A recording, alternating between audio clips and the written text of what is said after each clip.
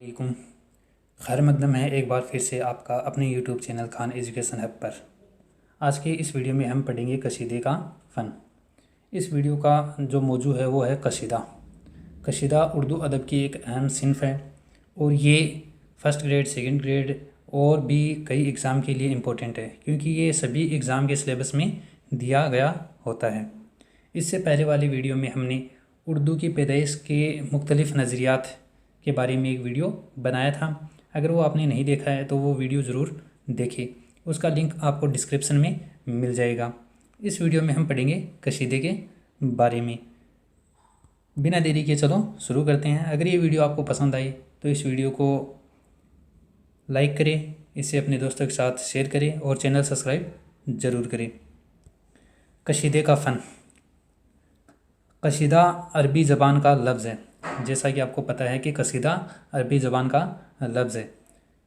कसीदे के अलावा गज़ल है, मरशिया है, मसनवी है, ये भी अरबी ज़बान के ही लफ्ज़ है और कसीदा भी अरबी ज़बान का लफ्ज़ है, जिसके लुग़वी मायने है मग़ज़ गलेज़। इसका जो लुग़वी मायने है वो मग़ज़ गलेज़ या फिर गाढ़ा मग़ज़ या दमदार गोदा, ये इसके लुग़वी मायने होते हैं।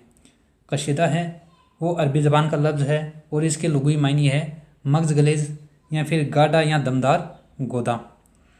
एक ख्याल ये भी है कि कसीदे का लफ्ज़ कसद से निकला है। किससे निकला है? कसद, जिसका मायने होता है, जिसके लुग़वी मायने है इरादा करने या इरादा करने के है। कसीदे के इस हिसाब से कई मायना निकलते हैं, जैसे मग़ज़ गलेज़ है, गाढ़ा मग़ज़ है या दमदार गोदा है, और इरादा करने के भी मायना कसीदे के निकलते हैं। कसीदे के लिए ये लाजिम नहीं कि इसमें रदीफ़ भी हो, जैसा कि गज़ल के लिए भी ये रदीफ़ है, ये ज़रूरी नहीं होता। गज़ल के लिए काफ़िया ज़रूरी है लेकिन रदीफ़ ज़रूरी नहीं होता, लेकिन अक्सर गज़ल में रदीफ़ आता है। कसीदे में भी गज़ल की तरह काफ़िया ज़रूरी नहीं होता, लेकिन अक्सर काफ़िया का इस्तेमाल होता है, लेकिन ये ज़रूरी, इसकी पाबंदी ज़रूरी नहीं होती। कसीदे के लिए तख़ील की बुलंदी और शौक़त अल्फाज ज़रूरी है। ये यहाँ पर बहुत ही ज़्यादा इम्पोर्टेंट और ख़ास है, क्योंकि ये अक्सर एग्ज़ाम में पूछा जाता है कि तख़ील की बुलंदी और शौक़त अल्फाज ज़रूरी है कसीदे के लिए, मसनवी के लिए, मरशिए के लिए, गज़ल के लिए। तो ये अक्सर एग्ज़ाम में पूछा जाता है। कसीदे के लिए है वो तख़ील की बुलंदी और शौक़त अल्फाज ज़रूरी होता है। दो मतलों के कसीदे को जो मतलाइन और दो से ज़्यादा मतलों के कसीदे को जो मतवाले कहते हैं। ये भी आपको ख़ास ख्याल रखना है। जैसे कि गज़ल में होता है, मतले के बाद आने वाले मतले को हुस्न मतला कहते हैं, ठीक है, और उसके बाद आने वाले मतले को शानी मतला कहते हैं। इसी तरह दो मतले अगर कसीदे में हो तो इस कसीदे को दो जो मतलाइन कसीदा कहते हैं, और दो से ज़्यादा अगर कसीदे हैं तो इसे जो मतवाला कसीदा कहते हैं। इसके बाद अगर हम देखें कि कसीदे में क्या ख़ास है, तो कसीदे में शायर मक़तअ का इस्तेमाल जहाँ चाहे वहाँ कर सकता है। गज़ल में मक़तअ का इस्तेमाल आखिरी शेर में होता है, जिसमें शायर अपना तखल्लुस बयान करता है, लेकिन कसीदे के लिए ये लाजमी नहीं है। कसीदे में शायर मक़तअ का इस्तेमाल बीच में, शुरू में, आखिर में, जहाँ चाहे वहाँ कर सकता है। इसके लिए कोई ज़रूरी नहीं है कि मक़तअ है वो आखिर में आए, लेकिन गज़ल के लिए ये लाजमी है कि मक़तअ है वो आखिर में आता है। कसीदे में अशार की कम से कम तादाद 21 है। कसीदे में अशार की कम से कम तादाद कितनी होनी चाहिए? 21, और ज़्यादा से ज़्यादा की कोई क़ैद नहीं, ज़्यादा से ज़्यादा की कोई हद नहीं होती। एक कसीदे में कम से कम 21 अशार तो होने चाहिए, और ज़्यादा से ज़्यादा कितने अशार हो इसके बारे में कोई पाबंदी नहीं है, कोई हदूद मुकर्रर नहीं की गई है।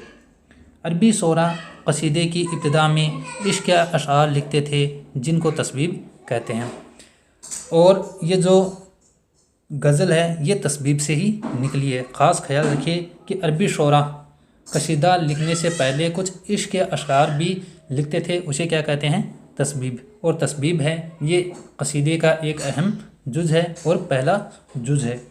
قصیدے کے دو قسمیں، قصیدے کتنے پرکار کے ہوتے ہیں، قصیدے کتنے ٹائپ کے ہوتے ہیں، قصیدے کتنی قسم کے ہوتے ہیں؟ قصیدے دو قسم کے ہوتے ہیں، ایک تو ہوتا ہے خطابیہ قصیدہ اور دوسرا ہوتا ہے تمہیدیہ قصیدہ۔ یہ دو طرح کے ہوتے ہیں، آپ کو خاص خیال رکھنا ہے۔ قصیدہ دو طرح کا ہوتا ہے، مرثیہ بھی دو طرح کا ہوتا ہے، کربلائی مرثیہ اور سقسی مرثیہ۔ اسی طرح قصیدے بھی دو طرح کے ہوتے ہیں، دو قسم کے ہوتے ہیں، پہلا ہے خطابیہ اور دوسرا ہے تمہیدیہ۔ اب ہم جانتے ہیں کہ خطابیہ کیا ہوتا ہے اور تمہیدیہ کیا ہوتا ہے۔ خطابیہ قصیدہ وہ ہوتا ہے جس میں شاعر تمہید باندھے بغیر مدح یا ہجو شروع کر دیتے ہیں۔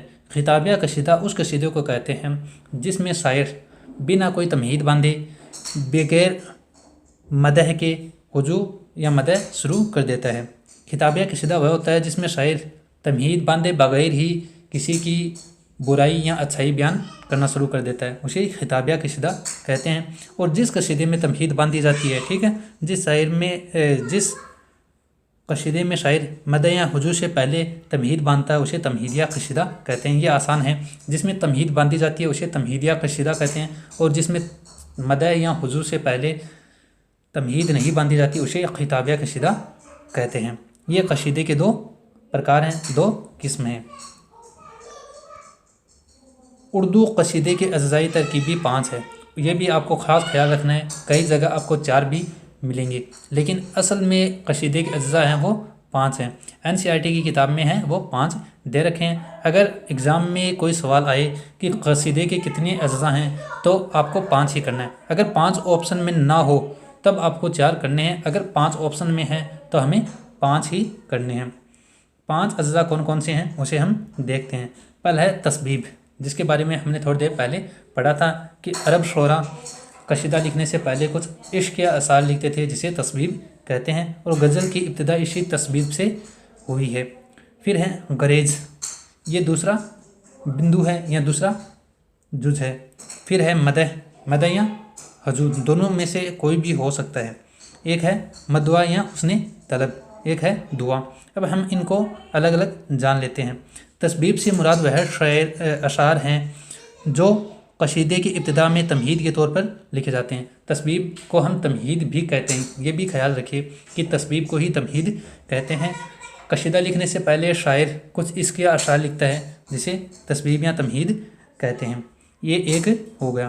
پھر ہے گریز، تسبیب کے بغیر شاعر مدح کی طرف قدم بڑھاتا ہے، وہ براہ راست مدح شروع نہیں کرتا بلکہ بات سے بات پیدا کر کے مدح کی طرف آتا ہے۔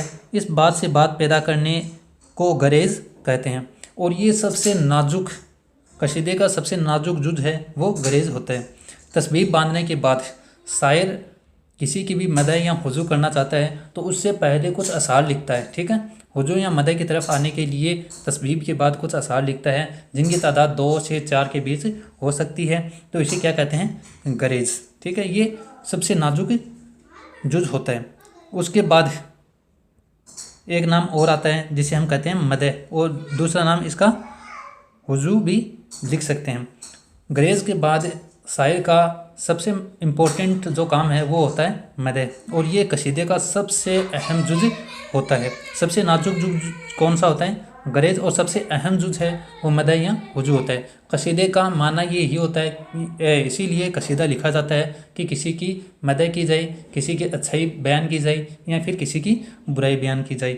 گریز کے بعد شاعر کسی شخص کی اچھائیاں برائی بیان کرتا ہے اسے مدح یا ہجو کہتے ہیں، اور یہ قصیدے کا سب سے اہم جز ہوتا ہے۔ پھر ہوتا ہے مدعا یا حسن طلب، اچھائی یا برائی بیان کرنے کے بعد شاعر کس مقصد کے لیے قصیدہ لکھ رہا ہے اسے حسن طلب کہتے ہیں، تو وہ بیان کرتا ہے، اسے شاعری کے طور پر پیش کرتا ہے۔ اور آخر میں جس شخص کے بارے میں قصیدہ لکھا جا رہا ہے تو اس کے بارے میں دعا کی جاتی ہے، اس کے لیے دعا کی جاتی ہے۔ تو یہ 5 جز ہیں جو قصیدے کے لیے ہیں، اور ہمیں یاد کرنا ہے کہ قصیدے کے 5 جز ہیں، اور خاص خیال یہ بھی رکھے، اسے کنٹینیو یاد رکھیے، 1 پہ کیا ہے، 2 پہ کیا ہے، 3 پہ کیا ہے، 4 پہ کیا ہے اور 5 پہ کیا ہے۔ تو سب سے پہلا آئے گا تسبیب، گریز، مدح یا ہجو، حسن طلب یا مدعا، اور آخر میں دعا۔ یہ اکثر ایگزام میں پوچھا جاتا ہے۔ اس کے بعد ہم جانتے ہیں قصیدے کا تیسرا جز ہے وہ مدح ہے، جس میں شاعر ممدوح के लिए औसाफ बयान करता है, जिसमें शायर जो जिसके बारे में कसीदा लिख रहा है उसकी तारीफ़ बयान करता है। उर्दू की दूसरी कदीम असनाफ़ सुखन की तरह कसीदे की इब्तिदा है वो दक्कन से मिलती है। उर्दू की दूसरी कदीम असनाफ़ सुखन की तरह कसीदे के इब्तदाई नमूने दक्कन में मिलते हैं। कहाँ मिलते हैं? दक्कन में। दक्कन दक्षिण भारत को या दक्षिण हिंद को, साउथ इंडिया को कहते हैं। कसीदे की इब्तिदा है वो दक्कन से हुई। उर्दू का पहला कसीदा गो कुली कुतुब शाह को माना जाता है, जिन्होंने तकरीबन 12 कसीदे लिखे हैं। उर्दू का पहला कसीदा गो किसे माना जाता है? कुली कुतुब शाह। और कुली कुतुब शाह कौन है? कुली कुतुब शाह है उर्दू का पहला साहिब दीवान शायर। उर्दू का पहला साहिब दीवान शायर कौन है? कुली कुतुब शाह। और इन्हीं को उर्दू का पहला कसीदा गो शायर माना जाता है। लेकिन कुछ मुहक्किक ऐसे हैं जो इनको पहला कसीदा गो नहीं मानते। वो किसे मानते हैं? वो मानते हैं गवाशी को। गवाशी को पहला कसीदा गो भी कुछ लोग मानते हैं और उन्होंने 35 कसीदे लिखे हैं। अब सवाल ये आता है कि एग्ज़ाम में आ जाए तो हम क्या करें? तो एग्ज़ाम में ये सवाल 3 तरह से आता है। पहला, उर्दू का पहला कसीदा गो कौन है? कुली कुतुब शाह।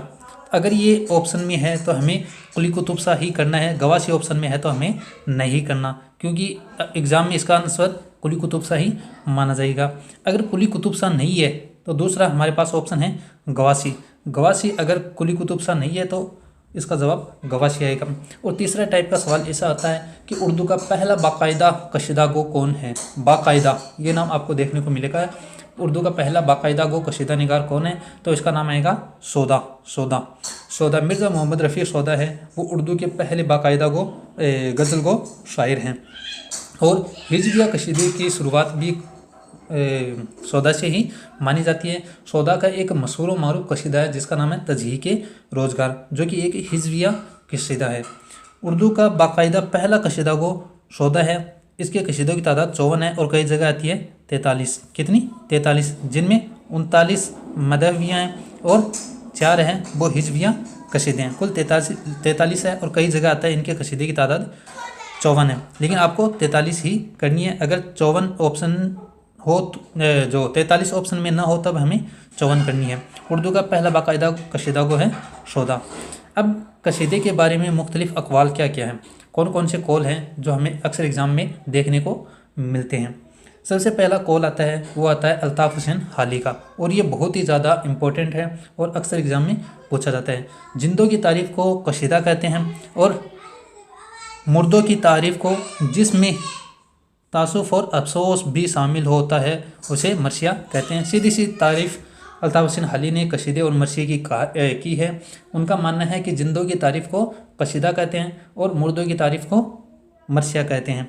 गज़ल और कसीदे के नापाक दफ्तर अफूनियत में संडास से जो हैं बदतर। उन्होंने कसीदे को संडास से भी बदतर बताया है, बुरा बताया है। ठीक है, अल्ताफ़ हुसैन हाली ने कसीदे और गज़ल की मजम्मत की है और सबसे बेस्ट है, सबसे अच्छी सिनफ़ सुखन है वो मसनवी को माना है।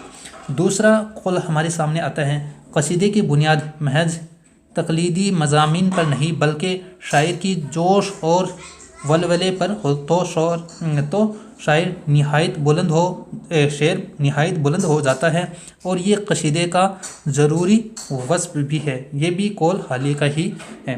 ये कसीदे के बारे में 2 अक़वाल, जिनमें ये ऊपर वाले 2 कौल हैं, ये कुछ ज़्यादा ही ख़ास है और एग्ज़ाम में अक्सर पूछे जाते हैं। पहला कौल तो ये कि मुर्दों की तारीफ़ को मरसिया और जिंदों की तारीफ़ को कसीदा कहते हैं, और दूसरा ये कि अल्ताफ़ हुसैन हाली ने कसीदे को संडास से भी बदतर बुरा बताया है। ये था अपना टॉपिक कसीदा। उम्मीद है आप सबको ये पसंद आया होगा। इसी तरह के और वीडियो और लेक्चर प्राप्त करने के लिए, हासिल करने के लिए आप इस चैनल को ज़रूर सब्सक्राइब करें। और ये टॉपिक हैं, ये फर्स्ट ग्रेड, सेकंड ग्रेड और थर्ड ग्रेड तीनों के लिए कॉमन है।